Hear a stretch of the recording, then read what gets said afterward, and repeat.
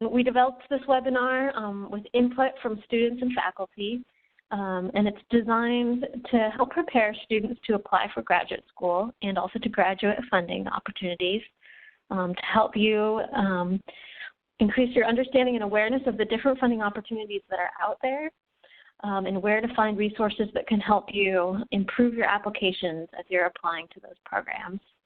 And we have a great set of speakers today for this webinar: Bernard Batson with the University of South Florida and Latasha Taylor-Starr with Lockheed Martin. So we're very excited to have them present. I'm going to start off with a brief overview of the graduate application process and some of the most common graduate funding opportunities available. Okay, so what you have in front of you is called the concept map. And I want to let you know that we're going to send a link out to this and the other resources that we talked to you about during the presentation. Just a little overview of what a concept map is. So each shape is a topic or a concept, and you'll see that if you hover your mouse over one of the shapes, that there will be little icons that appear. You can click on those icons and get to different materials and resources that we'll mention throughout the presentation. And download them. So in this case, this is a handout on what you need to know about applying to graduate school, the differences between the graduate and the undergraduate experience. So I'll reference some of these handouts and associated resources as I talk, and then when you receive this link by email, I encourage you to explore the map in more depth and take a look at those things that are attached to each concept. So let's start with the difference between the undergrad and the graduate experience. And first of all, let's talk about funding. In general, in the STEM disciplines, the vast majority of students will receive full tuition support plus a stipend for living expenses through a variety of different funding mechanisms that we'll talk about throughout this webinar. So generally speaking, if you are in the STEM disciplines, science, technology, engineering, and math, you should not have to incur any more debt to complete a graduate degree. Another difference is research. As a graduate student, your focus will be on research rather than maybe coursework and exams as it was when you were an undergraduate. You will really be focused either on your master's thesis or your PhD dissertation research. Another difference is your faculty advisor. You will have a faculty advisor, and part of the graduate application process is identifying some potential faculty members whose research interests you and with whom you think you could work with them as them serving as your faculty advisor. And you can certainly switch advisors once you actually enroll in graduate school, but it's not advisable to apply to a program blind without having identified a couple of faculty members whose research interests align with your own and whom you think you could work with. Certainly, even if you identify that person ahead of time, they can even kind of act as your advocate throughout the graduate application process. So it is very important to do that research ahead of time. Another difference is class size. Even if you're attending a graduate program at a very large institution, the graduate courses are generally going to be smaller, seminar-sized courses rather than the large lecture size that you might have experienced as an undergraduate. And then finally, and this is important, independence. As a graduate student, much of your time is going to be unstructured. It'll be up to you to make your own internal deadlines and then meet those deadlines.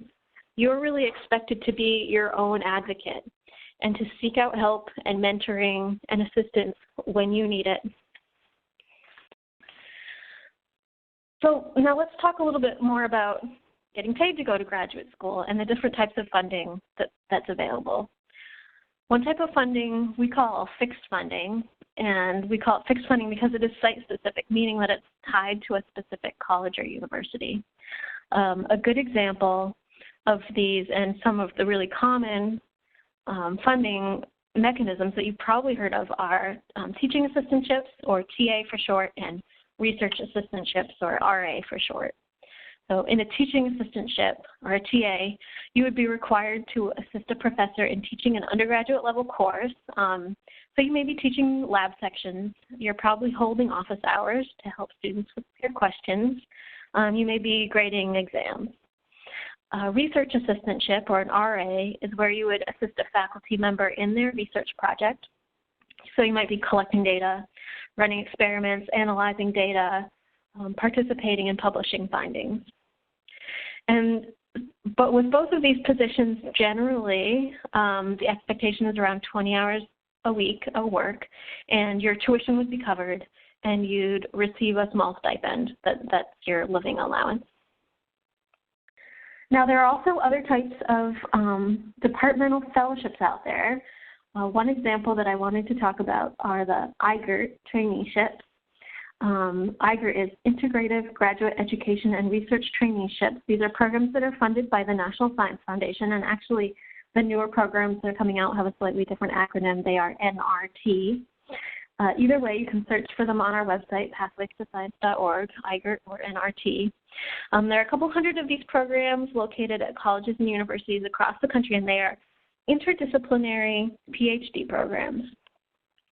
They will fund you at about a $30,000 stipend. Your tuition, again, is covered.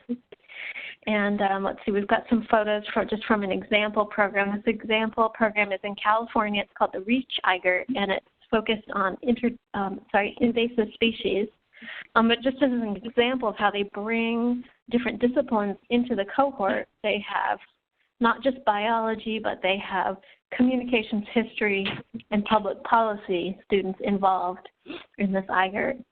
And these programs run the gamut in terms of disciplinary topics: robotics, wind technology, genomics, and just about everything else that you can think of. So if you're interested in interdisciplinary science, even interdisciplinary including the social sciences, IGERT and NRTs are something to take a look at.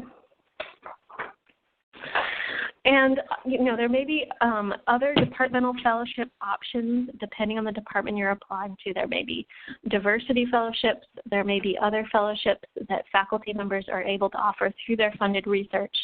And these are things that you'll find out about during the application process, and these are funding opportunities that you should ask about when you're researching the graduate programs that you're considering applying to. Now, there's also portable funding. And that's funding of fellowships that you can take with you to most colleges or universities across the country. So it gives you some freedom since you can take it anywhere and work on the research project that you choose.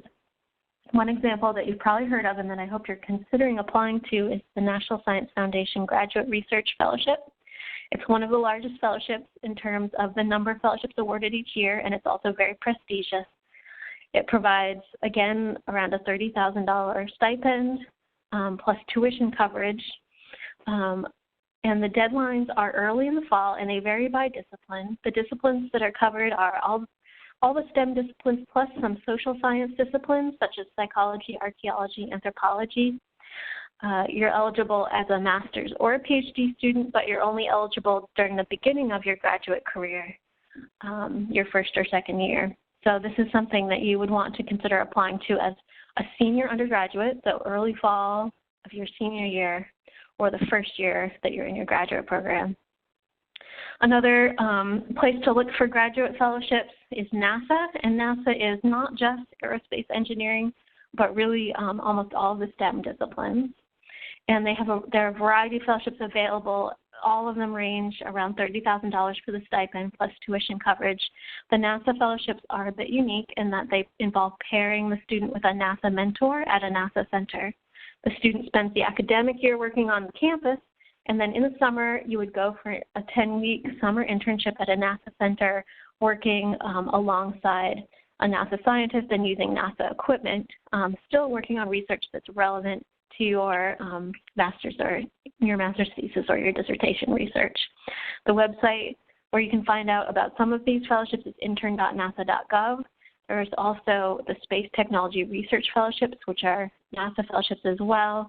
They have a different website. And again, we'll be sending you links to all this information afterwards, so don't worry about getting all the URLs down. There's also a NESSF NASA fellowship, which is the Earth Sciences. So just to emphasize, NASA is very broad in its disciplinary focus. And then there are tons of others through the federal agencies and through private foundations. Your challenge is going to be figuring out which ones you want to apply to and sort of wading through because there are just so many that you can apply to. And then as you're investigating graduate school, one other thing to keep in mind is professional development support and how that is very important. So I encourage you to see what kinds of programs are available on the campuses where you're considering applying. And even if there isn't something in the department that you're looking at, there may be something campus-wide that's available. And just one example here that I wanted to highlight is the AGEP program. AGEP stands for Alliances for Graduate Education and the Professoriate. And this is a network of institutions providing support to graduate students. This map just sort of shows the participating institutions and the sort of network quality of the program. But AGEP programs offer social activities, professional development activities like dissertation workshops, negotiating job interviews, helping you to get a job after your degree. They may provide some travel support to go to conferences, so things that can be very helpful in having a successful graduate career and not to be overlooked. So don't forget the professional development program. And now before I move on to how to apply to these programs, I just want to emphasize that each one of these different fellowships provides its own benefits, and often a mixed source of funding is the best thing for a student. For example, if you really want to teach in the future, definitely try to get a TA position so that you can practice your teaching skills while you're not yet a professor. But also, you know, an RA may be a very valuable position to have because you're working on a faculty member's funded project and they're really invested in you because of that. On the other hand, this portable funding brings prestige and it brings flexibility. So keep the big picture in mind. Come up with a funding strategy. Remember that you're trying to fund yourself probably for 4 to 5 years of a graduate degree. So keep the big picture in mind. Okay, and so moving along to how to apply. And we have a great handout here. When you click on the Getting Organized, there's a timeline that's created by the CIC, which is just great. So I encourage you to click on it when you get the link after this webinar. It goes through, like, you know, quarter by quarter and month by month, the things that you should be doing to prepare both to apply to the graduate programs and to apply to graduate fellowships.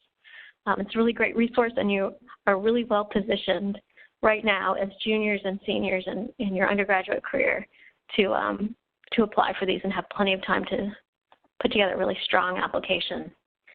But, you know, the first thing to do really is to search for programs. And as I mentioned, many of the deadlines for the fellowships, in particular the portable fellowships, are very early in the fall, like, you know, October, November. And so if you're an undergraduate thinking of going straight on to graduate school without a gap year, you will be applying for these, you know, in the early fall of your senior year. So even just coming up now in July and August is a good time to start preparing. So you'll want to start by searching for a program. And I'm going to jump over to our website, pathwaystoscience.org, because it's a great place to search for programs. And let me just start out by showing you the student sign-up form. If you haven't seen it already, it takes about 3 minutes to sign up. And if you do, you'll get an auto response with links specifically to programs that match your disciplinary interests and your level of study. And then you'll continue to get periodic reminders about upcoming fellowship deadlines. The other thing to look at here on the website is our program search. We have about 1,500 programs in our database, so it's a good place to start searching both for graduate programs and graduate fellowships. So I'm just going to do a real simple kind of demo search where I'm choosing graduate students as the level of study and biology as the discipline. And you'll see that many results came up. There are little icons next to the results. The cute little suitcase with the $sign on it means that it's portable funding. And so you can browse through these listings, and if you want to get a little more specific, which you probably do, you can go back to our advanced search here, where you can search specifically for master's versus PhD funding, for instance, or based on application deadline. You can search specifically for portable funding or not. You can search based on your citizenship and even, you know, keywords in addition to disciplines. So I encourage you to play around with that search and see what comes up for you.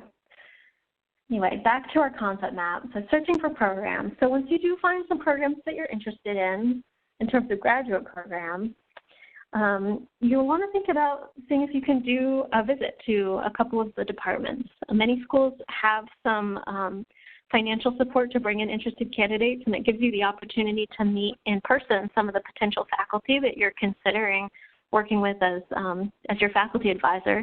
And also you can meet current graduate students and ask them a few questions and get a feel for the place.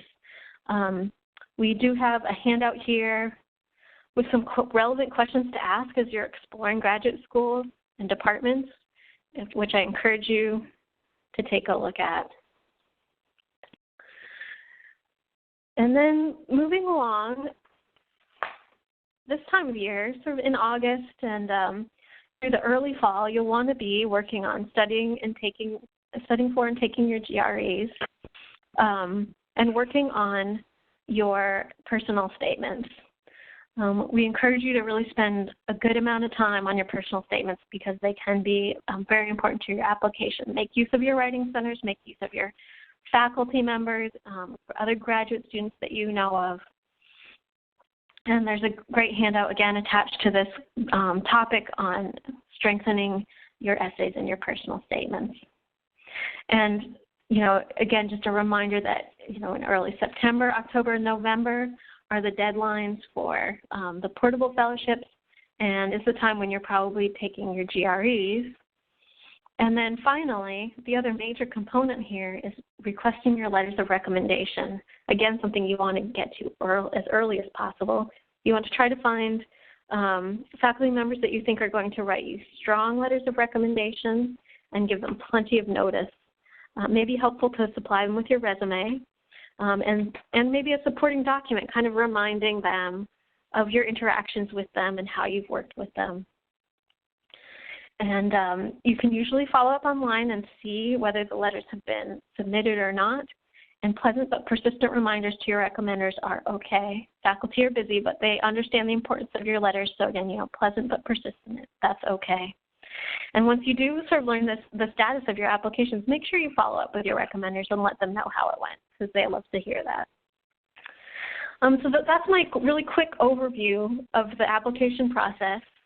And at this point, I'd like to turn it over to our first guest speaker, who is Bernard Batson, Director of Diversity Programs at the University of South Florida. And Bernard, I do have your PowerPoint here. So whenever you're ready to go. Okay. Well, thank you very much, Liz. And good afternoon to everyone who is listening and watching and attending the webinar. So my name is Bernard Batson. I work at the University of South Florida, and I work with both undergrads looking for graduate school. I also do recruiting here for potential students to come to our STEM graduate program. So what I would like to do, Liv did a great job of talking about the different types of funding opportunities for graduate school, as well as getting into a little bit of the mechanics of applying to school. So what I would like to do here is just, in the interest of time, to take questions, is to focus on just two of my slides. Would this presentation, would it be available that students can download somehow, or is that possible? Yep, okay. You'll receive links to both of our guest speaker presentations. Okay, so could we I want to look at just two slides I have here. Slide 4, first of all. So this one or the next? Okay, this one, exactly. Okay. Thank you. So I want to talk about, why a little bit about graduate school. I tell students, and I think potential students should realize that graduate school is, as you mentioned, very different than undergrad. It's a little like, in my opinion, going to a restaurant and saying, do I want a buffet? But at the same time, I can have my individual choice. So, you get really the best of both worlds. By that, in terms of buffet, what I'm referring to is the fact that there are a lot of menu items that are available for graduate programs, okay? So really, it depends on what you want, okay? So graduate school is very different, and it should also depend on what are you hope to gain from going to a graduate program. So in terms of this slide here, I have 5 things that really the students or potential students should keep in mind. First of all, if you believe you think you would like to increase your income over your professional career, then you should probably think about at some point going to graduate school. Would you potentially like to go to school where it doesn't cost anything? Then you potentially should think about graduate school. Do you like making friends, and are you capable of, developing your soft skills? You should certainly think about graduate school. Would you enjoy making a scientific contribution? Do you really think, whatever your interests lie in terms of science and engineering, computer science, social science, do you really want to make an impact on society? Then probably graduate school is for you. Do you want to be a leader? By that, someone who's really going to be a decision maker who will decide or help decide to make decisions, then you should probably think about graduate school. And do you want a career where actually it's not a job, but it's a career where you do work hard, but you can have fun and it can be exciting and rewarding? You should think about graduate school. Now, so really choosing graduate school really depends on what path you think is right for you. There's MS, there's PhD, and there's also professional. Now, in terms of an MS, typically an MS programs are less competitive in terms of applying to graduate school. By less competitive, I mean in terms of the requirements for either GPA or GRE scores are not as competitive as for a PhD. So if an individual or potential applicant feels that maybe their experiences, whether it's research experiences or their academic profile, they should start in master's program first, then that might be an appropriate option. Or if someone feels like they really don't want to do research, but they're just looking potentially to get the graduate degree because it will be helpful for their job, then one should probably maybe think about a master's option rather than a PhD. Typically for masters, now there are exceptions, but typically for master's programs, unlike PhDs, those programs are not, even in STEM, there are exceptions you can receive from the fellowships that Liv alluded to earlier, but typically with master's programs, there is very little support for them, okay? A master's program is going to be about 2 years. If a student is working on a thesis, a faculty member may have, it may be possible to get a TA or a research assistantship, but in general, financial support is very difficult for an MS. There are exceptions, but typically financial support usually doesn't occur, okay? Now, for a PhD, which is very different, a student can be supported by all the mechanisms that Liv alluded to earlier, okay? And finally, for professional programs, whether it's master's or MBA or PharmD, typically there's no funding for those programs there, okay? So I know that was a little fast, but in general, you have to choose the right path that's going to be right for you. So everyone has a different pathway. Some students, for various reasons, they may want to work first. And while you're working, you can go part-time to school and leverage your job, particularly if your job is related to your degree that you're seeking, and have your job provide some type of reimbursement for your tuition. So that's very possible. So I want to go now to slide 14, Liv. Okay. Maybe just stop me when I get to it because I'm not seeing all the numbers. Okay. Oh, there's 11, 12. Is that it? Here, right here. Okay, thank you very much. So selecting the right program. Every individual, again, just like every graduate program, is different. So I recommend for potential applicants, first of all, you want to focus, if there's financial support, that's very good. But you also want to look at what things that are going to be right for you, because graduate school, particularly a PhD, which may be 5 years or a little bit more, depending on the program, it's going to be where you're going to have to really focus on your work. So you really want to choose what's going to be the right situation for you. So if location is a reason that you don't like the cold weather, you want to be in the South, that may be one reason. Personal financial reasons, for example, if you would like to live very close to your family, you have a family situation that requires you to be at a certain location. That may be something you may have to look at. Financial assistance, if there are any financial support, it's not the primary reason, but it's one of the reasons, okay? So you want to focus on that. And there are other reasons here. I listed a few. One thing I want students to keep in mind when you're applying to graduate school, again, unlike an undergraduate program, you're applying to the specific department. You're not applying to the university. So you want to focus on how you fit in terms of what you bring and your interests and how that department can potentially add value to your degree or to your career. So you focus on department. That includes the reputation. That includes if there's specific faculty members you would like to work with, because when you're applying to a graduate program, you're going to have to write a personal statement. So you want to very narrowly tune your personal statement toward the interest that you have, matching those that align with the faculty in that particular department.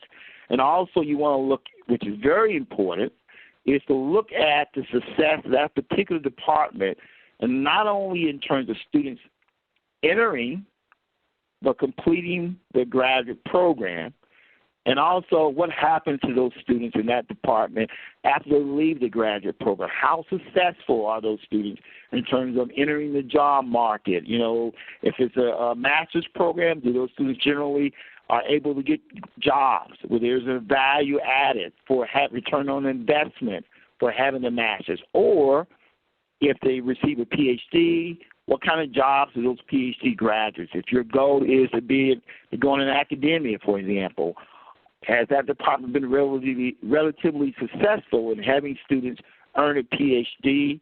After earning the PhD, they go on and get faculty positions. So there are a lot of variables you want to look at, but specifically you want to choose the program that's going to be right based on what your interests are and what your career goals are. So right now, those are the two slides I want to discuss. But I would like to, in terms of the Q&A, I'll be here to answer specific questions about the application process and about applying to graduate school. Thank you very much. Great. Thank you, Bernard. Okay, our second guest speaker is Latasha Starr, and she's the Business Development Analyst at Lockheed Martin. And Latasha, let me bring your presentation up here.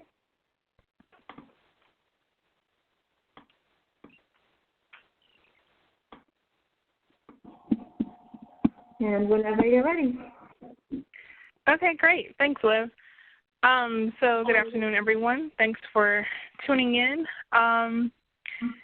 Even though I'm a business development analyst at Lockheed Martin, and I've been an employee with Lockheed Martin for over 8 years now, I guess for this presentation, I'm coming to you more as a student, a graduate student, just like you guys or just like you aspire to be. Because I actually enrolled back in school after kind of a 7.5, 8-year hiatus into the doctoral program at the University of Texas at Arlington. So I got my master's from the University of Washington, which we'll talk about back in 2007.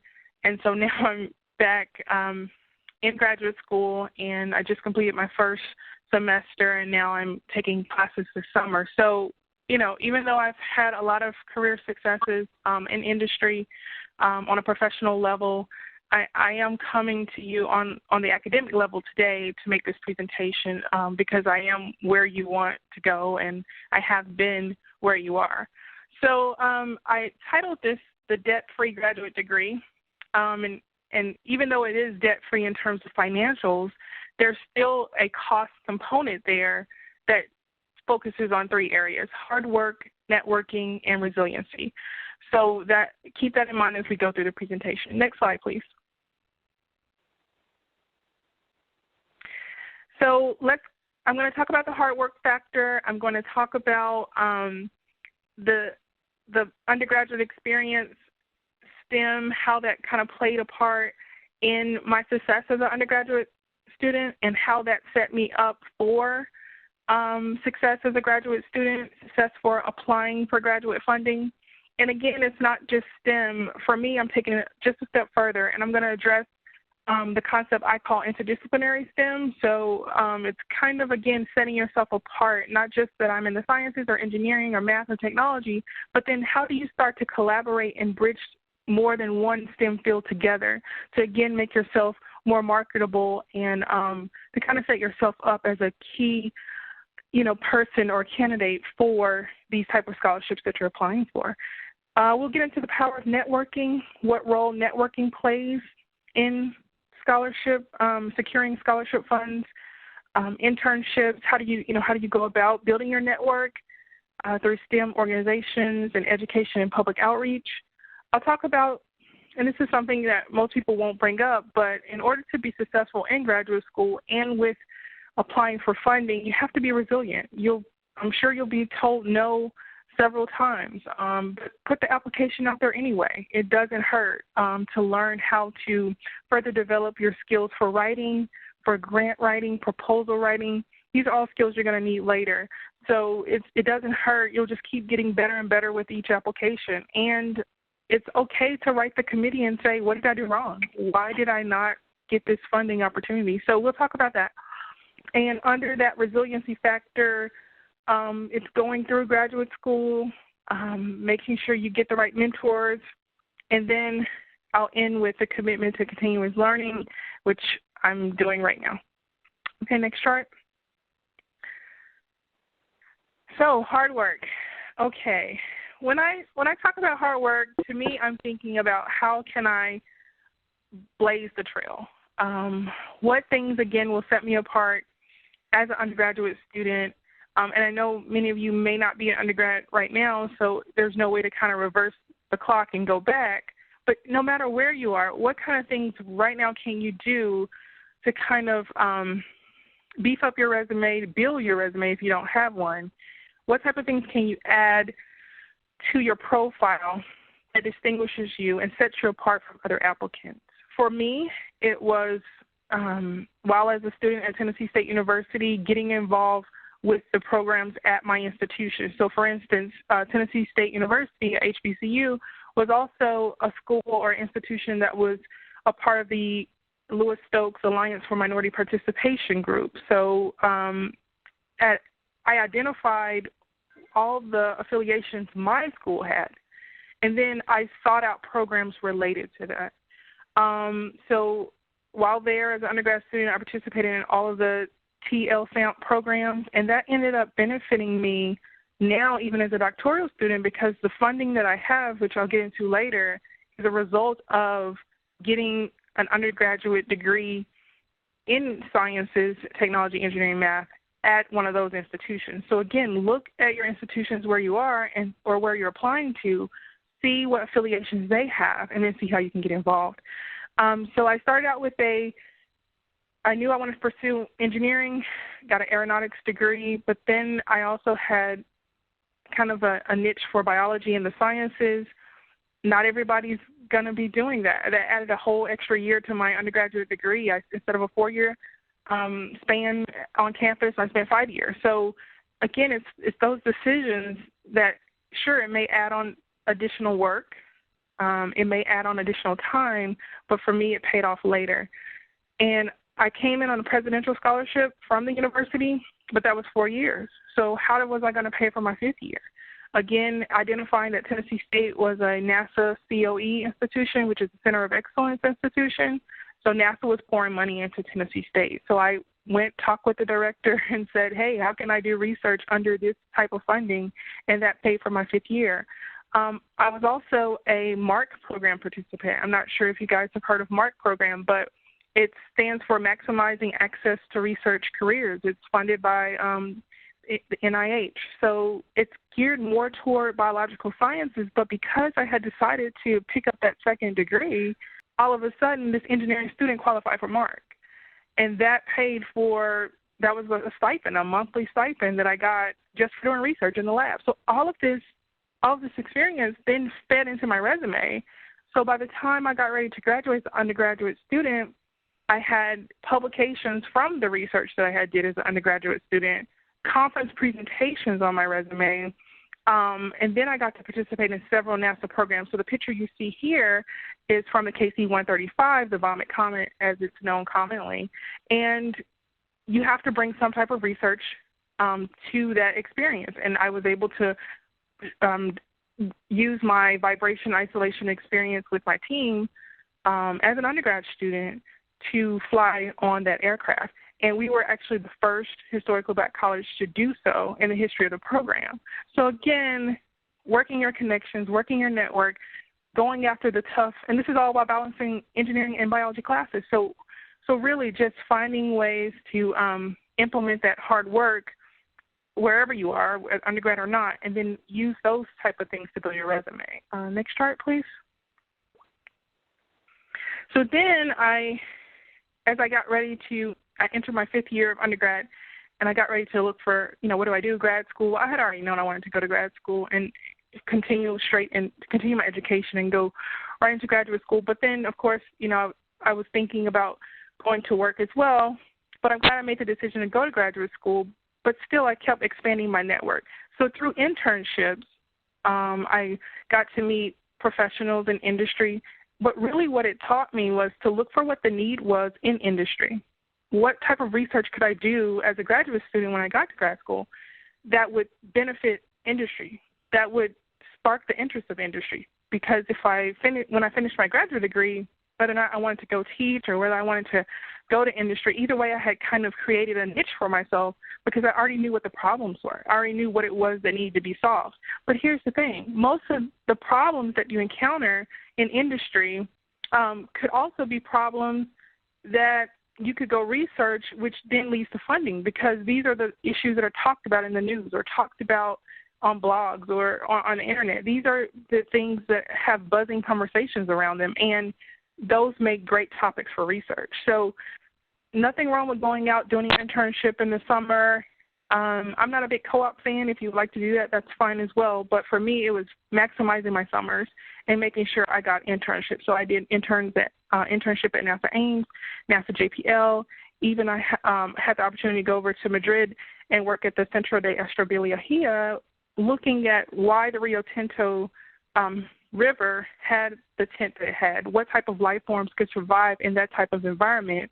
And all that type of research, again, as an engineer, but I had the biological spin on it, biological analysis spin on that engineering research that then qualified me for organizations that I hadn't thought of. So, of course, NSBE is a traditional engineering organization, SWE, but then MS-PhDs, which is mainly focused on Earth systems and Earth sciences, because I was studying the Earth to see how it could be correlated with what we think Mars is like or other environments out of space, that gave me that connection.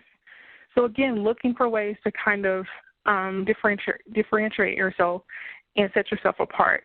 And then, of course, that all flowed into education and public outreach, because kids are always excited about space and different things and different applications within space. So I had an opportunity to speak at SEMA as well as actual astronaut launch at Cape Canaveral. So networking is very important. Next slide. So then we got into we've talked about undergrad, we've talked about internships. Now into graduate school for my master's degree at the University of Washington, I took a different approach. I still stuck with the astrobiology space component, but then I wanted to add in the human-centered design technology. I wanted to look at user interface design, which I was able to do, and that set me up very nicely for opportunities, and I'll keep talking once she gets back to the slide, opportunities with Spaceward Bound, which is a program that allows you to see what a Mars environment would be like. And when you're in that Mars environment, you get to put on the spacesuit, as you see in the picture, live in a habitat, kind of the hab, where it's very small. You grow your own food. You just all kind of things you would do as an astronaut. But then I was kind of studying, again, the human factors piece. I also had opportunities to help design the cockpit for Orion when I got into industry, working for Lockheed Martin. So different, again, tying it all together, creating a pipeline. Let's see.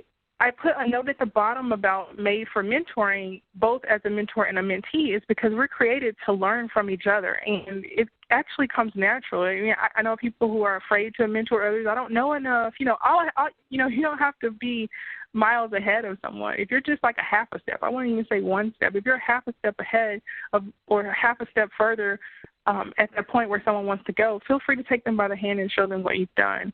And so I think mentoring was really important as a graduate student, and both being a mentor and a mentee, and then keeping that research component, that interdisciplinary component. And when I bring up resiliency again, I put all these things together, and I'm looking for funding because I had a third year of master's degree as well. Because of my astrobiology classes that, again, weren't required, but it was something I wanted to do to diversify my resume. And so, sure, I applied to several of the popular fellowships out there, and it was my first time applying, so I made a lot of mistakes. I made a lot of mistakes when it came to writing my research and not properly finding a person to work, a faculty member to work for with the research, and not syncing up my personal statement with their recommendation. I mean, it's a lot of things I learned, and I just didn't have enough experience at the time. It was okay because I learned from it, and I kept applying. So for the third year of funding, I received a fellowship from ARCS. And again, these aren't common names that we hear all the time, but you got to search. And that's part of resiliency, not just bouncing back after you've been told no, but searching and searching and searching, because there's small grants that could pile up and make one big grant for you. And ARCS is Advancing Science in America, and it's for women in science and technology. So I found that fellowship, applied, got the funding, and was able to complete my third year of graduate school, graduate with my master's debt-free, just like I had graduated debt-free from undergrad. So again, resiliency is so important. Next chart, and this should be my last chart, the commitment to continuous learning. So again, I took some time off, went into industry, worked, got a good understanding of what the issues are in industry, what type of solutions are needed to complex problems, and now I'm back for my doctoral degree, and all of this has started to come together. Still working the interdisciplinary piece with industrial systems and manufacturing engineering. I'm looking into counterfeit parts, looking into global supply chain, and that's why when she introduced me as a business development analyst, I'm still doing the same thing, connecting engineering with all other aspects of learning. So with the business development piece, what I'm doing is I'm bringing in engineering, supply chain logistics, and marketing and selling. So how do we, throughout the supply chain, how do we optimize the supply chain and keep out counterfeit parts? How do we keep out parts that are fraudulent that could cause defects and ultimately destroy very important systems? So looking into the computer IT of it, the cyber resiliency of it. So I'm bringing in lots of different factors as well there. And right now I'm currently being funded by LSAMP, and I told you that would come back up. The NSF has given a grant to UT Arlington for LSAMP fellows, and it's really called the Bridge to Doctorate Fellowship Program. So again, the Bridge to Doctorate, creating a bridge from undergrad to PhD, and because I participated in TLSAMP back in undergrad, I was positioned and a candidate for applying, because that's one of the eligibility requirements, applying for the doctoral fellowship. So thankfully I had that, and that's a 2-year fellowship. So I have to find money to pay for the remainder post my qualification exams into the dissertation. So how am I going to fund the last 2 years of the PhD? So I'm right where you guys are, and I'm already working my proposals, my grants, working with faculty. I also want to teach when I finish my PhD, so I want to become a professor. So I'm right now working on, looking into TA positions, different things that, again, set myself up for the future. So if I have anything to close out with, it would be go ahead and prepare now, guys. Look for distinguishing things to add to your resume, to your profile, both academically and professionally, that will give you the best edge necessary to become a top candidate for the applications and the funding that you're applying for.